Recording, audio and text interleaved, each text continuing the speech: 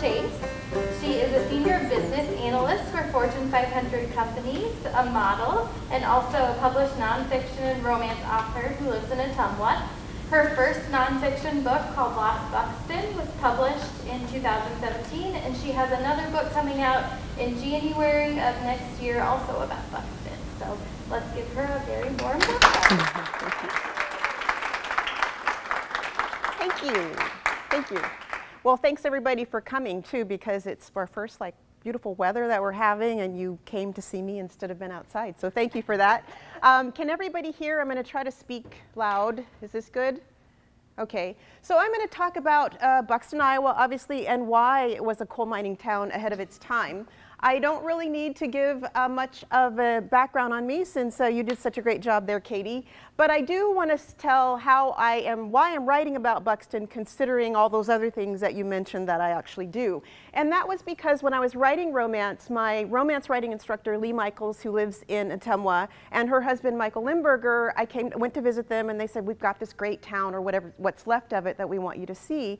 And so that was about 2008. And so I went to what was left of Buxton, and I was living in San Francisco at that time. And so I could not believe, in the middle of Iowa farmland, that, this town existed. So each time I came to visit them, I would go and research to the State Historical Society, and I was like, I don't know what I'm going to do with this. I'm writing romance, right? But it was just so fascinating, and I couldn't stop, couldn't stop researching it. So I would just keep doing that, and then when I moved here in 2014, I decided, you know what, I want to write a book about this. And then there was so much other information that I couldn't fit in the book. I was like, okay, now I want to write another book about it. So that's what I want to share with you today, is just some of the things that I found, so fascinating about the town. So let's talk, well, first of all, a show of hands. I'm sure most of you probably have heard of Buxton, but just a show of hands, who has? Okay, pretty much everybody. How about who hasn't? Okay, so still some. No, that's good. That's still good. I hope that then I can give some new stuff for those of you that have already heard about it, and those that haven't. So this is obviously a map of Iowa. The starburst right there that you see, that's where Buxton was. It straddled Mahaska County, 1,600 acres in Mahaska County, 8,600 acres in Monroe County. It was started in 1900 by the Chicago and by Consolidation Coal Company, and they were purchased by the Chicago Northwestern Railroad after the Muchie or Muchakinock, Muchacanic, I've heard it pronounced different ways. The people that lived there called it Mucha or Muchie, so I'm just going to stick with that for today.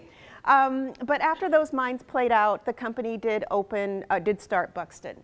From about 1900 to 1910, it was Iowa's the largest unincorporated town and the largest coal mining community, and consolidation pretty much dominated the coal industry between, Muchie, Buxton, and then the towns that they established after that. They pretty much dominated the industry here in Iowa.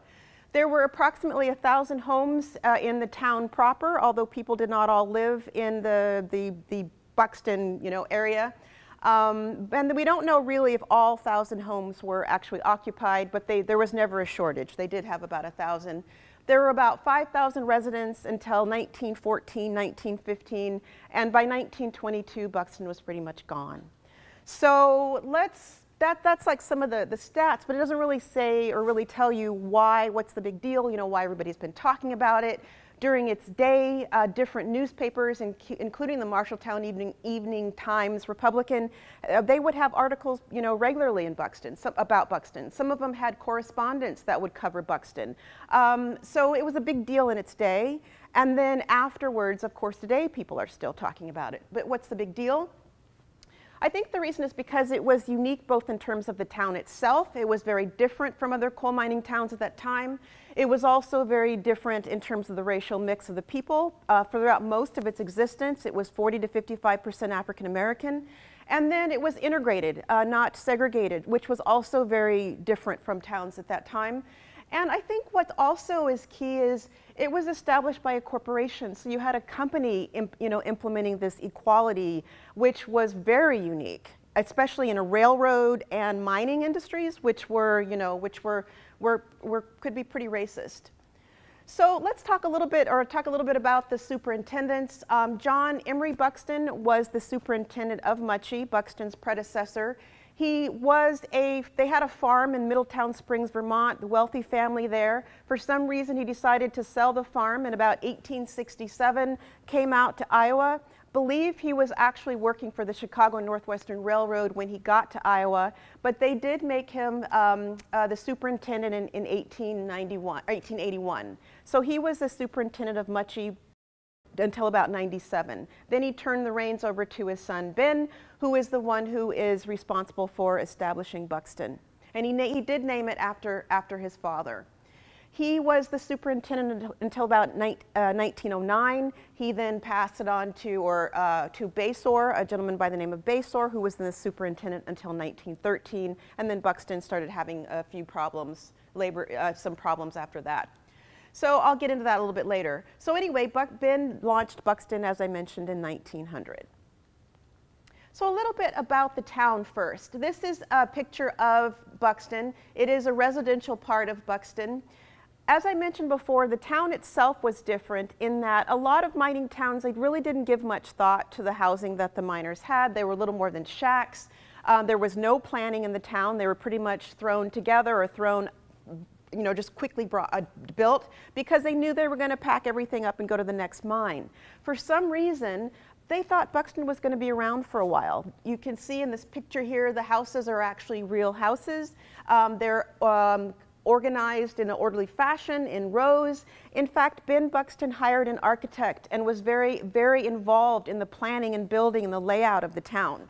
And it's estimated that they spent about $6 million at that time, not only on the town, but on mining rights, equipment, all of that. So it was a pretty big production. So you see that building in the back there, that was the high school. It did burn down, but that would have been very, very unique as well for a mining town to have a high school like that. So let's listen to what one of the past residents, Carl Kitzman, had to say about the town. Just a little bit of information on the recordings. These were actually from research that Dorothy Schweeder and her team had done. They had gotten a grant from the Department of the Interior and had done like a bunch of social interviews with people to find out what was life like in the town, etc. David Gradwell, Nancy Osborne then also did an archaeological dig of the site around the same time in around 1980. But these audio interviews are from the Dorothy Schweeder work. And so they were on cassette tape. So the quality is not so great. So on some of them, so I've included words too in case you can't make out, what people are saying. There we go. When they first killed him, they came into the dark red color. The company took good care of the property. There was 4 houses per acre, quarter acre. And they, story and a half, 5-room house rented for $7 per month. 2 bedrooms upstairs, and you had a kitchen, dining room. Well, some had a bedroom downstairs. And then they had a 6-room house after the kitchen built on. Those rented for $8 a month. So another interesting thing here as well is you didn't have to live in company housing, which was also very different from other mining towns. And a lot of that was a good source of revenue for the coal mining companies in other towns. And so they would force the residents to rent from them. In Buxton, if you wanted to lease the land for about 50 cents an acre, you could build your own house. So you did not have to live in company housing. This is what I would consider the downtown area of Buxton. It was unincorporated, so that's why you see their houses there, and then you have the company store, which is the building there on the right, the 2-story one on the right, in the back. That was the YMCA, the big Y, and then the little boys' Y was there as well. So this would have been very different also. In your typical coal mining town, you were lucky if you had, in addition to the houses, you might have a tavern, a union hall, a company store, a school, and a church. And that was pretty much all you would have. Whereas in Buxton, not only did you have the company store, you had 40 different independent businesses going on in Buxton. And that also was different because, again, the company store was a source of revenue for the mining companies, and you had to buy from the store, but not in Buxton. So in addition to that, they had parks, at least 2 or 3 parks in town. They had baseball, they had the Buxton Wonders, which were a renowned baseball team that would travel throughout Iowa. They had a 32 to 36 piece cornet band that had a very good reputation, and these were miners that were doing this in their spare time, not getting paid. They also had classes at the Y. They had automotive repair classes, even though not very many people had cars at that time. They also had glee club, literary clubs. So there was a lot of activity there. And that was also by choice too, because Ben did not allow drinking in town. And so he felt if we give the men enough to do, that will keep them from drinking and gambling. And so he was very much into, providing recreational outlets for the men. And the churches, of course, would provide opportunities as well. Now, there was gambling and drinking in the suburbs, what I call the suburbs of Buxton, Gainestown, Sharpen, Coopertown, those places. But those were on the outskirts of Buxton. So let's listen to what one of the residents had to say about the town. Oops. We had a park, and we used to have picnics down there, and band concert, and Mr. Buxton and his family would come down, and they'd set a table to feed them. They'd come down and eat a meal with the people. And we'd have stands and sell different things, ice cream, and all of them would have a stand, and we'd sell stuff at our stand. And we had a merry-go-round. That was our biggest entertainment.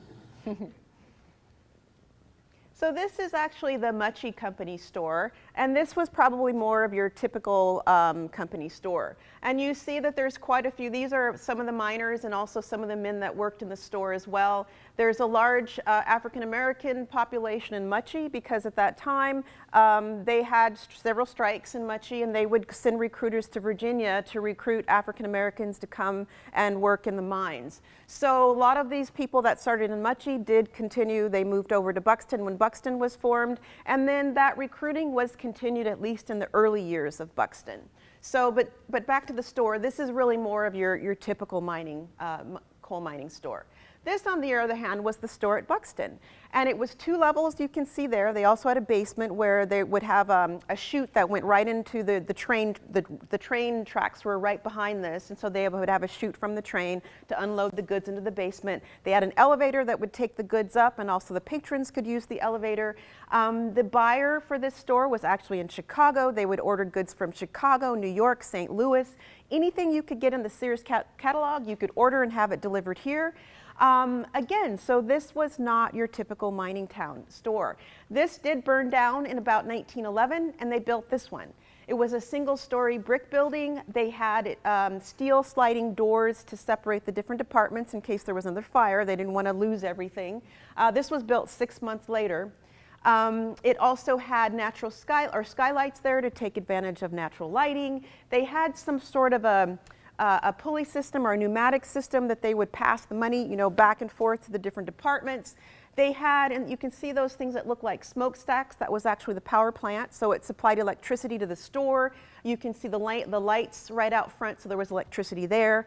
The superintendent's house, which you can barely see up in the corner there, that would have been where Ben Buxton lived, and that, of course, he had electricity there, and the company doctor's offices in the Y had electricity. Other than that, no one else had electricity. But anyway, back to the store. They also had the same, departments. There was a department manager in each department. And I want to stop and let you listen to what Mr. Kitzman had to say about shopping there at the store. You can buy anything in that company store, from the diaper cleaning to the car. Company has only more kitchens, only more deliveries. And there's a shoe department, shoe repair department, furniture, hardware, groceries, cooking ware, clothing, and yard goods. And company store has a bank in it, company office, a soda fountain, where they serve lunch. Of course, at that time, there was no register of funds.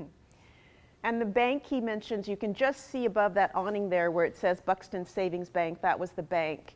Again, the store was also a place for people to come and hang out and chat. And again, Ben liked that, people to loiter and hang out at the store because, again, that kept them from gambling.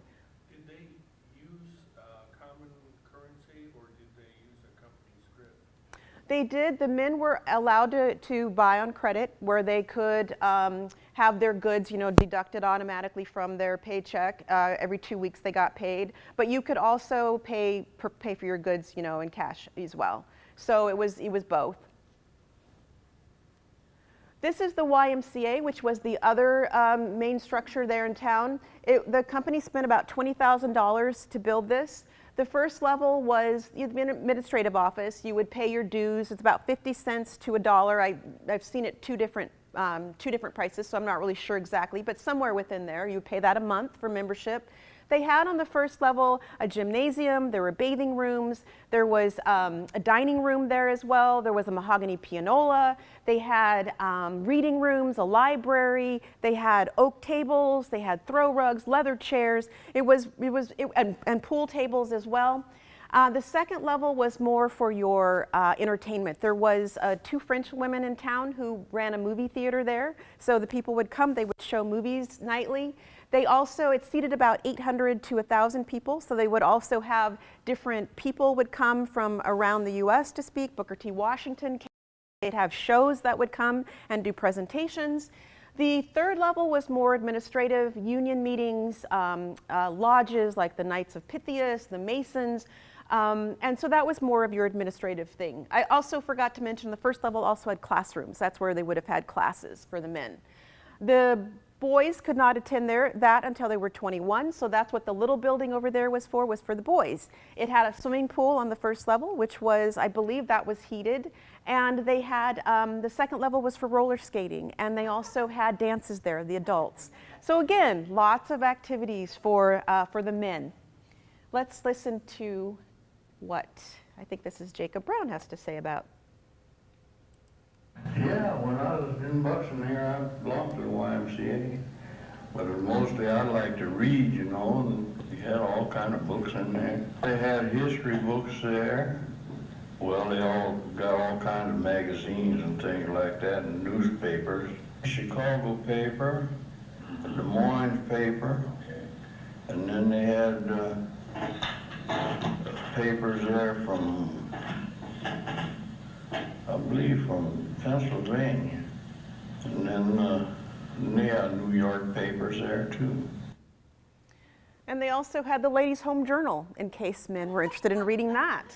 Found that interesting. Another interesting thing about the Y is that it was, according to the Iowa State Bystander, it was built for the use of African Americans, and it was run and managed by African Americans. Although both races did use it for like the union meetings and more of the public events like the movies and things like that. But a lot of the other things, African Americans used it predominantly. There was a Y for white men as well that was above the post office.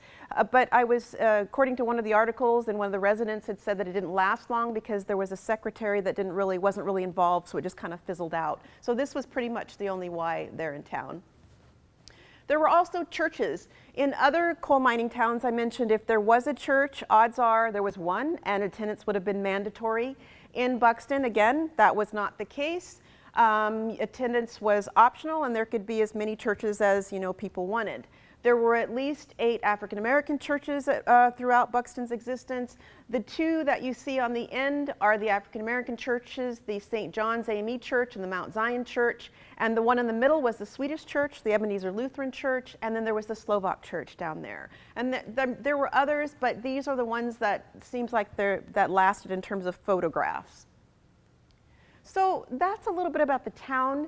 The most talked about aspect of Buxton seems to be the people, when you think about, when you hear about Buxton. And the reason for that was because, again, it was very different for that time. It was integrated, as I mentioned, so you had blacks and whites living next door to each other. Housing was awarded on a first-come, first-served basis, so there was no segregation, except maybe in like East Swedetown and West Swedetown. Those were predominantly white, although you did have some black people living in those areas. But that also could have been because of, for cultural reasons. It could have also been because not all of the Swedes, they're rented company housing. A lot of times they had their own houses, so that could have also been why as well. The men worked together in the mines. They would have most likely worked in adjoining rooms or adjacent rooms, not in the same room, because a lot of time the men, you were paid on how much coal you could extract. So you would have a family member in there working with you, so you had that money going into the same household. But unless you were being trained. In that instance, when I mentioned, the recruitment that was going on when African Americans were brought from the South into the mines, they were paired up with another miner for the first month or however long it took for them to come up to speed. So in that instance, you could have had different races working in the same rooms. The teachers, there were black and white teachers that taught black and white students in the schools, so those were integrated. The people attended events together, those public events I mentioned, like the baseball games, the movies, those kinds of things. And in terms of their personal time, it really depended on who you asked. Some of the residents said, yes, we did associate, the races did mix. Other people said no, things were pretty much segregated on their own time. But pretty much people agreed that they didn't feel like segregation was enforced. They pretty much felt like it was by choice. So this is what Dorothy Collier, who was instrumental in really helping a lot with the Schweter and the Gradwall team research. She was instrumental in giving a lot of information about Buxton. Here's what she had to say about the integrated aspect. When I think back, I such a life, We think how good everybody was, the white and the colored, Mama had both friends, ladies would come over and visit, and in the winter, the women would put a quilt in a frame. And then I guess the neighbor friends would come in, they'd quilt that quilt. And this would be both white women and black women? Yes, And here's what Mr. Linger had to say about the schools.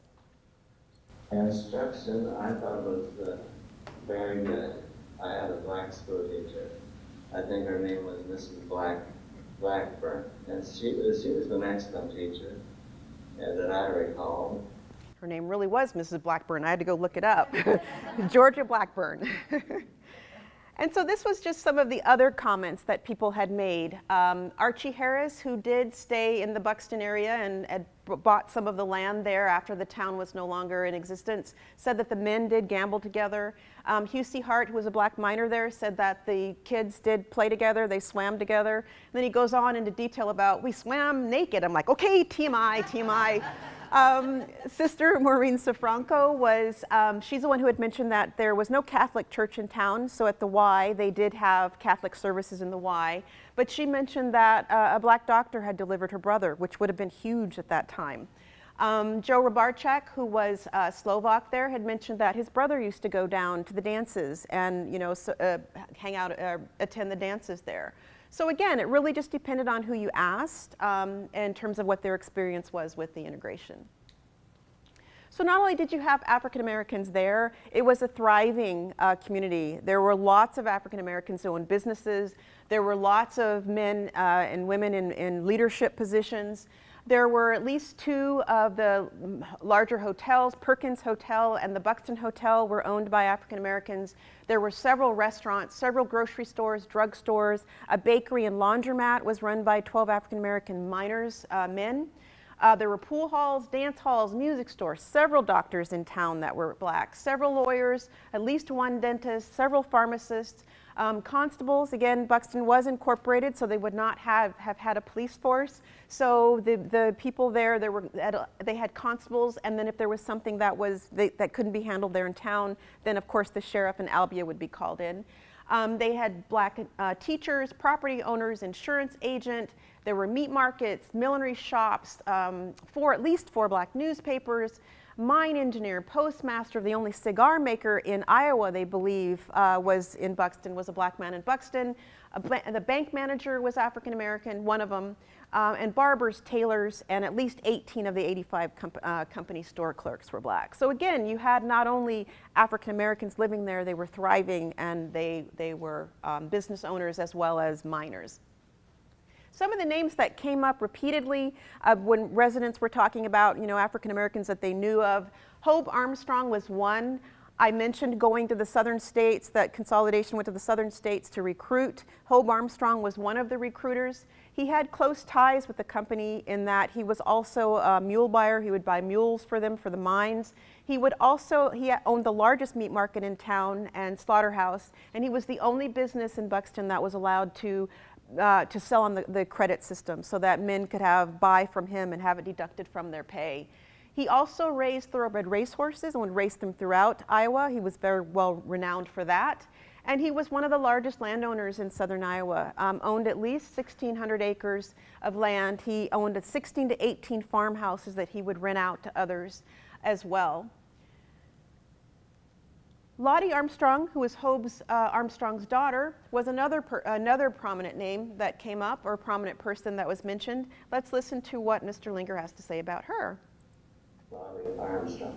She was in the banking. She run the bank. I remember her being the manager of the bank. And I read one of the articles that, I haven't confirmed it, but it was in the paper stating that she was also on the board and was a stockholder in the bank. So not only would that have been rare for an African American, it would have been rare for a woman as well to hold that position. And I just can't believe that waist, though, when I look at that picture. That's like pretty amazing. Oh, I don't have a recording there. Another name that came up was Dr. E.A. Carter. He was the son of parents who had been enslaved. He was the first African American to actually graduate from the School of Medicine at the State University of Iowa. And he graduated in one of the best of his class. And when he graduated, he did come back to Buxton and was the only African American hired as a company doctor there. George Woodson was another name that came up. And not only was George Woodson a prominent figure there in Buxton, he seemed to be very prominent throughout Iowa. It seems like any paper in that time would have an article on some case that he was handling.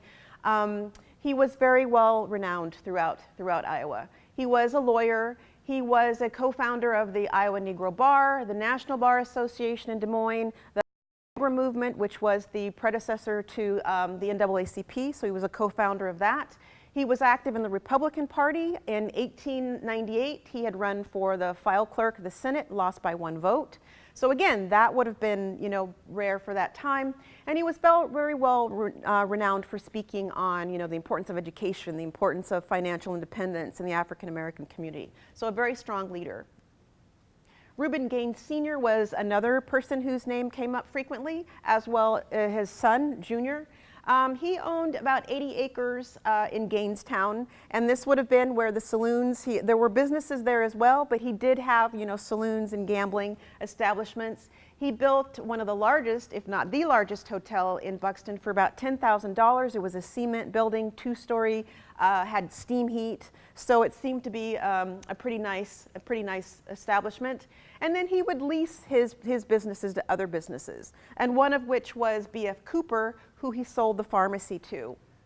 B.F. Cooper owned the largest drugstore in town, and he also owned a club. And it's interesting in that I'm noticing that a lot of the drugstores seem to have a club, on top, on the level above, which I think don't quote me, but I read in one of the articles where they were saying that as a drugstore, you could sell alcohol, for medicinal purposes, so that could be why also there was a club on the second level. But anyway, he did manage the Buxton Wonders initially, and he also had established the unions in Muchie. So he carried over the baseball team in Buxton as well, and at least in the early years was the manager. So a couple of other names, or a few other names that came up. Minnie B. London was a teacher there, was also a principal. Louis Reesby had an interesting story in that he owned a lunch car, but he used to sell food out of a basket, that he would just kind of go to the men who were gambling and he would sell food. And he made enough money doing that he took out a loan. He had $250, borrowed $250 from the bank, opened up his lunch car in front of the Y, and his wife and daughters would cook chicken on the weekends, like 200 or so chickens that they would sell. He made enough money doing that he then went into real estate. So my point is, he was one of the great success stories there in Buxton as well, in terms of the entrepreneurial spirit there. Anna Willis was a postmistress there. Abe Hart was an African-American electrical engineer. Hattie Hutchison is believed to be the first African-American pharmacist in Iowa. to get a first African-American woman, I should say, to get a degree in pharmacy in Iowa. Dr. Charles Taylor was one of the African-American doctors there. And then Margaret M. Coleman it was mentioned in a couple of newspapers as an author. Haven't found her book yet, but she was listed as an author. So unfortunately, all this great stuff started coming to an end about 1914, when the demand for coal started declining, and then there were some layoffs. That's when Buxton started having its first problems. I should have mentioned that Buxton also had a reputation of, money flowing in Buxton. And that was because the men pretty much worked year round, supplying coal to the railroad. There was a demand for coal nonstop. So therefore, the men worked nonstop. And they also were paid in gold initially. So there were some stories about, residents saying that men would get, the medallions made, and they would hang little gold coins, off of their, like you did pocket watches, something like that. So anyway, so the point is, again, there was this impression that, money was flowing in Buxton. But anyway, by about 1918, the mines in and around Buxton had pretty much played out, and the company then moved operations to Consol, to Bucknell, to Haydock. By about 1919, there were only about 400 residents in Buxton because they had the option of moving, closer to the mines, or they could stay there and take the train, the train into the outlying areas. But by about 1922, everybody was gone out of Buxton. 1925, Consolidation sold to Superior Coal. And what's interesting about this, it's almost like the Chicago Northwestern Railroad was selling it, from one pocket to the next, because they actually owned Superior Coal. So they sold it to Superior Coal. Not sure why. It's been reputed that it could have been because of taxes. They were paying a lot in taxes. It could have been because, again, the demand for coal was going down. In fact, it seemed like Chicago Northwestern saw the writing on the wall, because they had started looking at Illinois, other operations in Illinois, even before Buxton started experiencing problems. So the point is, it could have been because they saw the writing on the wall. But at any rate, they sold it. And then by 1927, pretty much things were gone. The two mines, 18 and 19, were closed, and then 20, which you see pictured here, never opened. So again, you might have heard the word utopia used with Buxton. Was it really, all that? Was it perfect? And of course it wasn't perfect. In the various interviews, there were signs of racism. People are coming to this town with their own, ideas. Some of the white residents use the N-word when referring to blacks, or attributing their success to the fact that, they weren't full blacks for the ones that were lighter complected or lighter skinned. Some of the, at least one of the black residents had said his grandmother had said, hey, don't trust white people, don't associate with them. So again, it wasn't perfect. But considering where people were coming from and the time, people pretty much felt like it was a good place to live. Another reputation that Buxton had was a reputation of being a rough town. And the residents in Buxton didn't really appreciate this reputation. They felt like it was not deserved, and they felt like it was from people that were not from Buxton, the newspapers, people that didn't live there. So this is what Mr. Kitzman has to say, which kind of seems to reflect what a lot of the people felt like in Buxton where that was concerned. They drove me freaking up. The town had such a hard name. Didn't deserve it. You didn't deserve it. I was over down on White Island over there. We met a lady, she asked us where we was from, and we combined things in one part. All around down. She wasn't over in India, but it's close to Buxton. And that's the town you go to, they got each every night in their team. When the heck you get that idea? So again, he was pretty upset that that's the impression. And like I said, a lot of people felt like it was perfectly safe.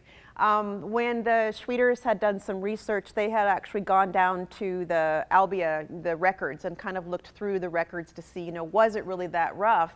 And what they found out was it did not seem like the crime and the violence in Buxton was any different, than any other town that size.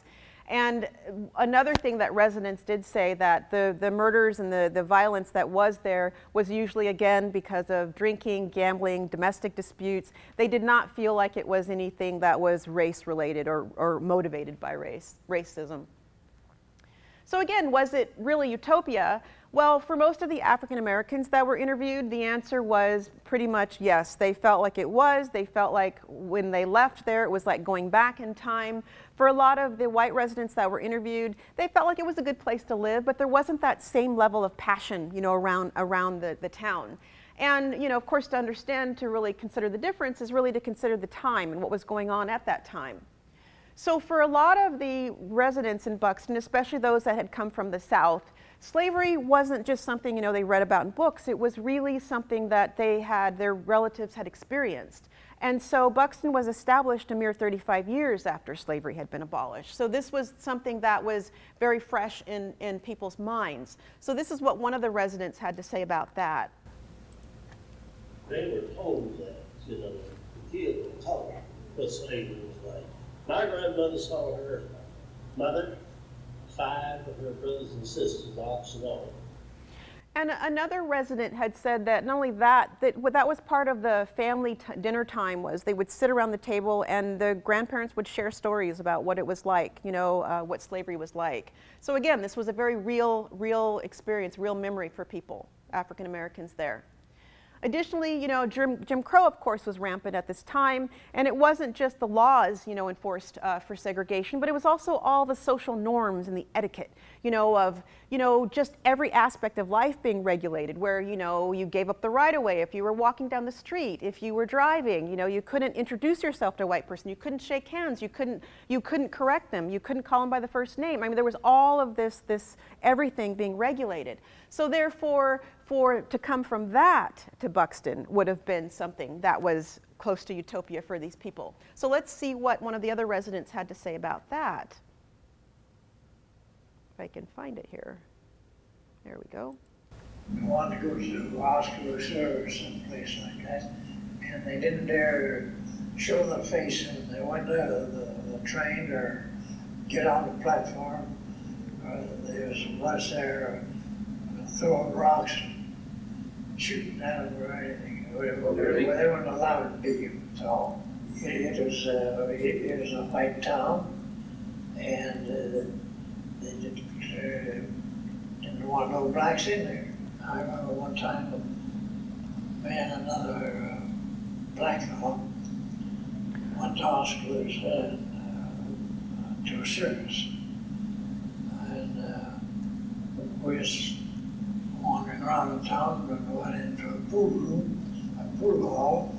Was going to have a game of pool, and we started playing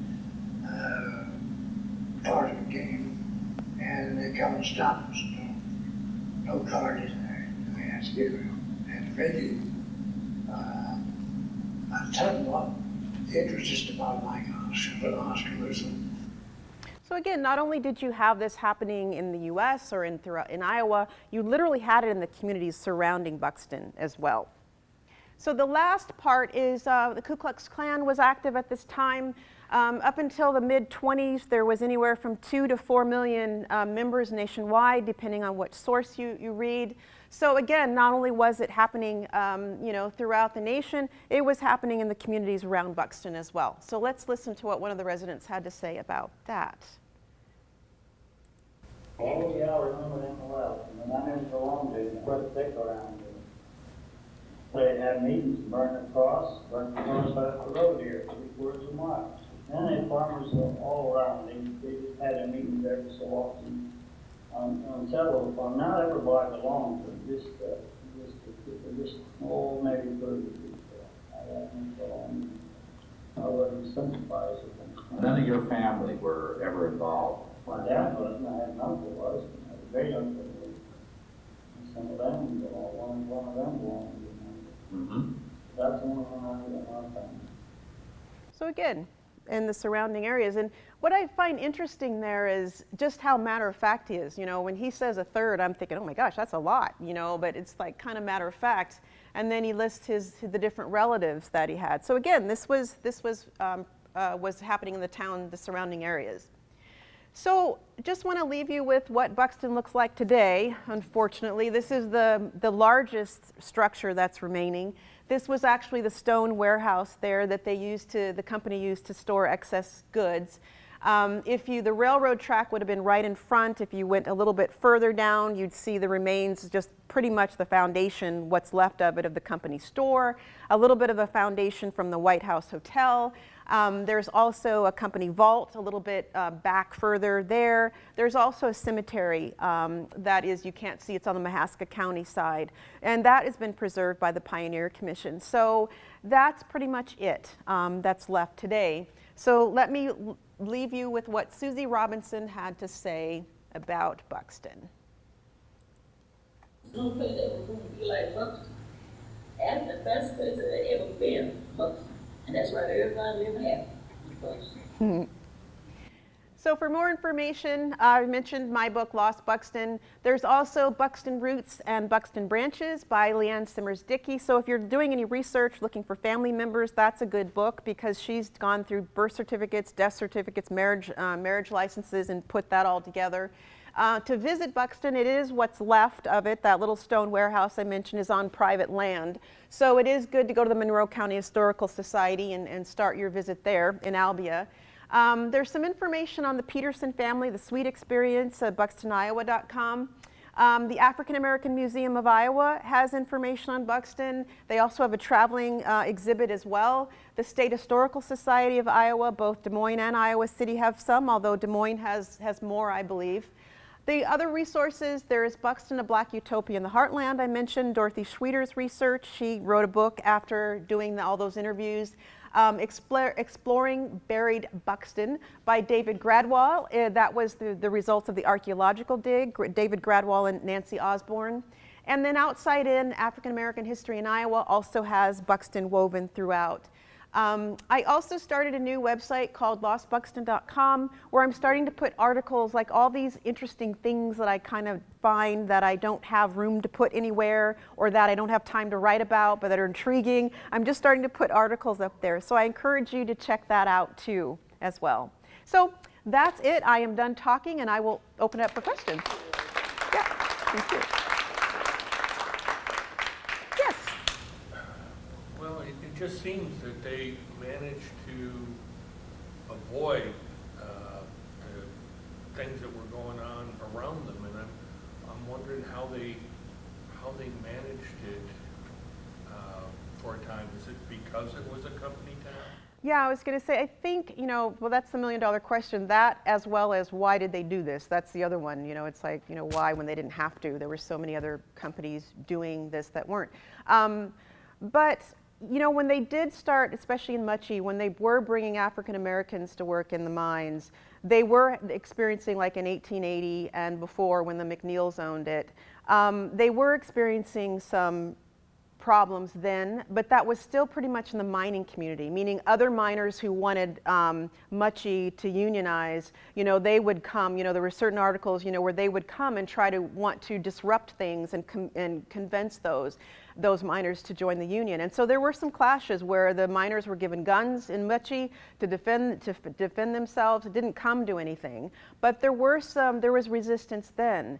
But in terms of people in the community, in terms of people in the surrounding communities, like, protesting or anything, I have not found anything related to that where that was a problem. And I do think it probably is partly because it was its own little, world. It was incorporated. It was a company town. So you didn't have, other, county influence. You weren't using other resources. So that could be part of it. But it is kind of amazing still that you didn't have really clashes with the outside. I wonder if part of it also had to do with the fact that the housing was integrated, because that would make it hard to come to town as the Klan or whatever and cause trouble in the colored area, as opposed to there's a group of people here, some of them are colored, some aren't, and they know one another and they're going to probably protect one another. Well, I think also in terms of that, though, the company was the law in the town, meaning in addition to, internally monitoring things like, for example, a lot of the residents said that in terms of the equality and such, that was also directly influenced by Ben Buxton, in that if you did not agree with the way the town was run, then you were encouraged to move on. If you did not want to work, you move on. So it's like the company pretty much had control of, how the town was run. So my point is that would apply to outside influence as well, meaning if the Klan were going to come in, or if there was going to be outside influences, they would have then called, made sure that, they had, the sheriff. There was the time, like I said, with the strikes where they actually did have marshals. So my point is they would have used the law to keep the order. So my point is I do really think that a lot of that is because it was a company town. Yes? So was this this was non-union? Buxton actually was union. Muchie was not. By 1900, Buxton actually was when it was formed. But is there anything on the religious background of the son that kind of started the community and all that? That's what I'm trying to search, for their background to see, if there is anything.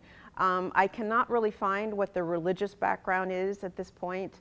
I think on Ben, his father, I think one of the brothers was actually in the Union Army. I can't really find, Ben studied liberal arts, so I can't really find a connection in terms of, what would have made him, decide to do this. There's some speculation that, at this time, welfare capitalism had just started, about 1880, Pullman was kind of like the first model town. I mean, it had some problems, that's a different story. But anyway, it was the first town to kind of try this, where it was like the first time companies were starting to look at, okay, let's provide for more than people's well-being, so that they'll be loyal, they won't strike. So that could have contributed to why they made the town different, but it doesn't really answer why they decided to make, it equal, treat blacks and whites equal. Because again, Buxton and Muchie were not the first towns to recruit African Americans to come work in the mines as strikebreakers. But they do seem to be one of the first ones to actually, again, treat people equal. And even in Muchie, when they did it, it seems like they were paying the miners equal wages even when they weren't unionized after the training period. So again, don't really know why though. Still searching for that answer. Was there another question? Yes. If you drive down there today, is there a sign that says Buxton? No. It's buried back. Like I said, it's on private land. The Monroe County Historical Society has leased the land from the farmer, so it is protected, and they do keep it mowed, and so you can see. But again, you need to probably go to I would recommend going to the Monroe County Historical Society and starting your journey there. Where's that? Which one? The big the sign? Oh, the plaque is in La Villa. In La Villa. They put it on the little road there because they figured if they put it in Buxton, nobody would see it. So they have the marker there in La Villa. Yep. Yes. Okay, so Mark went down and met Rochelle, and when he was helping campaign in Fairfield. Go ahead, say the whole name so everybody knows. They know. Oh, okay, okay. They know who I am. Mark Smith, state representative. Oh, I know Mark Smith. Yeah, he's my husband. Well, look at that. Yes, yes. There we go. I want one of those. I have one. Okay, okay. But anyway, Mark was talking with Rochelle, and he happened to meet with Cory Booker, Senator Cory Booker. Yeah. And there is a Booker who lived in Buxton around the time. And so Cory was interested, Senator Booker was interested in finding out if indeed it was, and his grandparents indeed, he thinks it is his grandparents. Yeah, yeah. That lived in Buxton for a time. Do you know if the Gaines are any relation to Ruth Ann, who's a state representative? I don't know. See, I don't know if that's her I don't know. name, but that'd be fascinating Yeah. to find out. Yeah. She's talked to Mark about her childhood, and I can't remember when her, well, There you go, exactly. when her parents moved to Des Moines and how long they had been there, but that's another thing I gotta put Mark on. Right, right, yeah, yeah. Oh, and you need to The- mention the podcast that Charity Nebby did with you. Oh, right. She did a segment. She did a Charity Nebby. She's wonderful. That was like on Iowa Public Radio. Look it up. Mm-hmm. By Rochelle. Yep.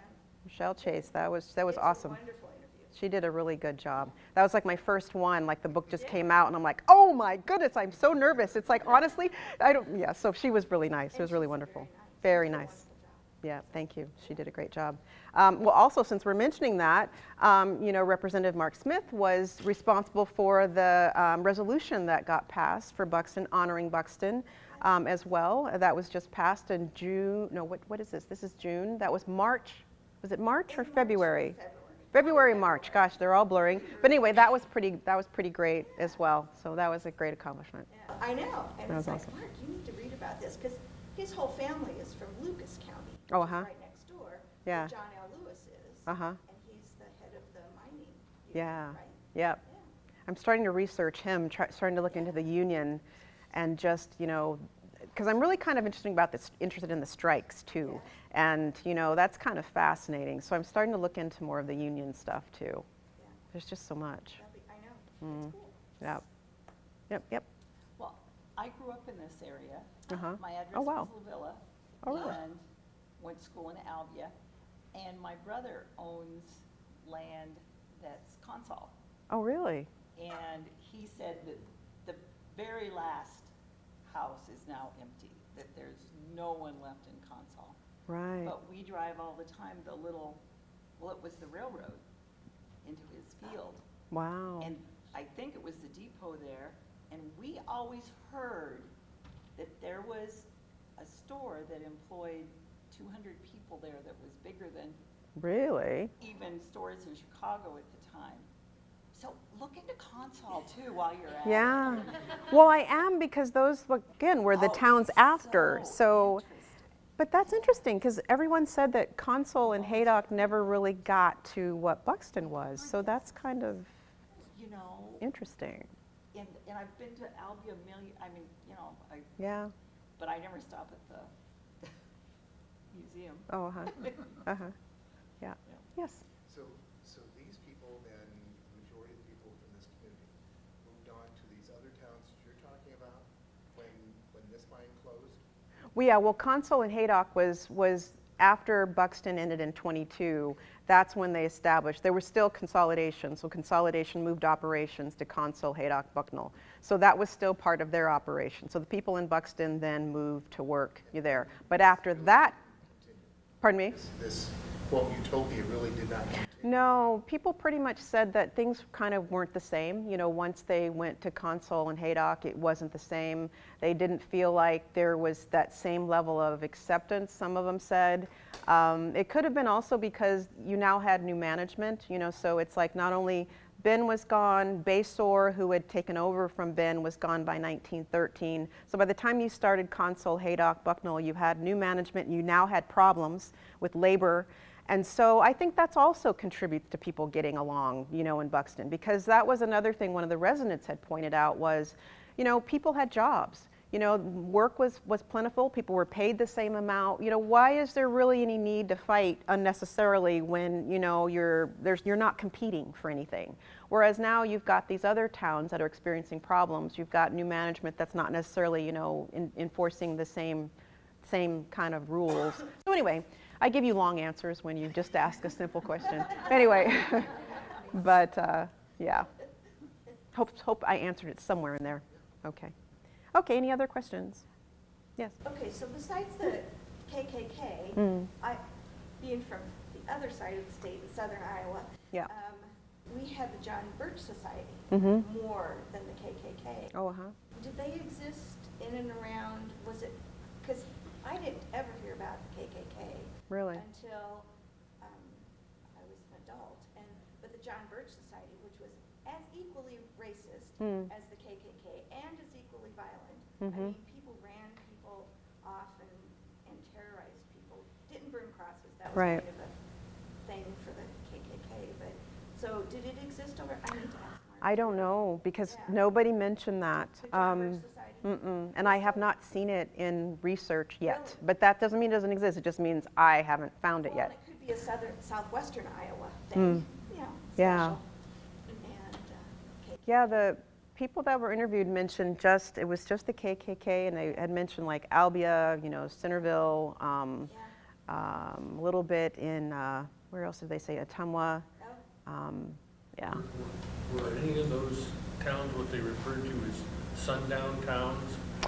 They did mention some. Beacon, they mentioned, was a sundown, had you know, and they mentioned the really, you know, racist signs, you know, that they would have up, you know, like inward, don't let the sun go down on you. I mean, things like that.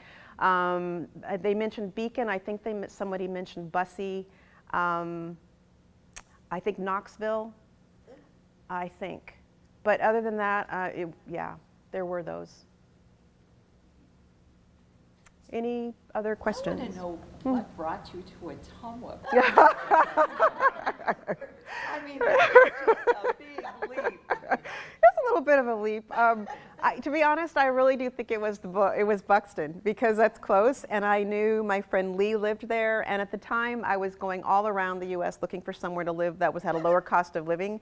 So, because I take time off in between my consulting gigs, so it's like if I lower my overhead, that means more time off to write. So the point is that I was tired of hopping around, and I was like, you know what, pick a place. And so again, I wanted to write about Buxton. So I really do think that I couldn't write it living somewhere else. So, but there's been some amazing things that have happened here in Iowa that I have never had happen elsewhere in a good way. So, yeah. Pardon me? Say encourage your friends. Yes, to move. Bring them all. Bring them all. Okay, great. Well, if there are no more questions, thank you, everyone. Appreciate it. Thank you.